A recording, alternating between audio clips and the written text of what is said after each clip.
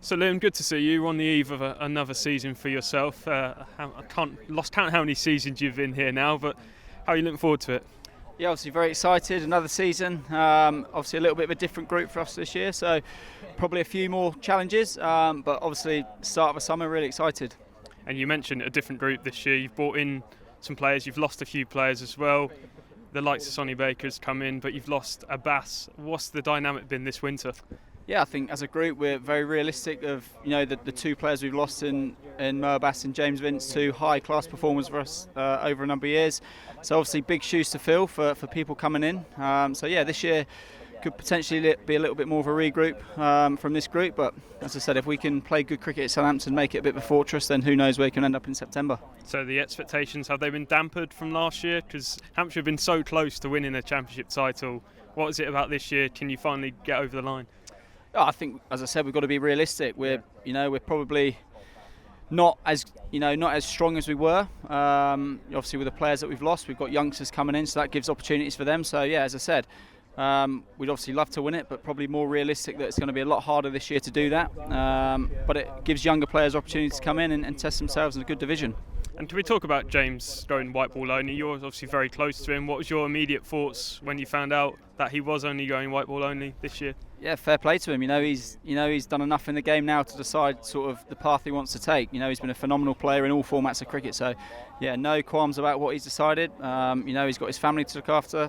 He's not getting any younger, so completely understand his decision. Yeah, so I was speaking to Tamar Mills last week about the NOCs, and he was saying that, well, it's not really up to the ECB, it's up to the counties. Where do you stand when you found out over the winter about the ECB issuing NOCs?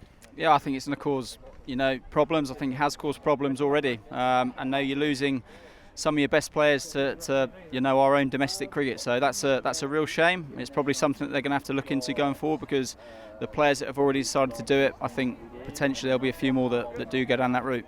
And talk about yourself. You had another brilliant season last season, almost 1,000 runs, 50 wickets as well. Do you feel your sort of performances go under the radar in that degree? No, not at all. No, I've been very, very happy. I've performed for the last 2 or 3 years. Realistically, that to carry on that and keep doing as well as I'm doing, I'd love to keep doing that, but it's obviously going to be hard to keep that up.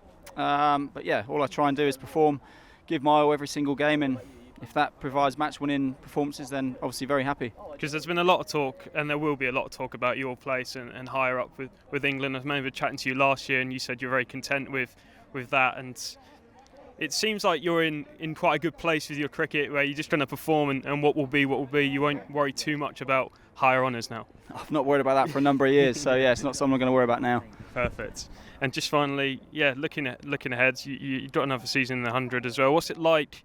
Because the schedule always comes up every season, and I remember being at Sussex last week, they're talking about too much cricket. But with the investment in the 100 now, do you think now is as good a time to look at the schedule, play less cricket, and look after you guys as well?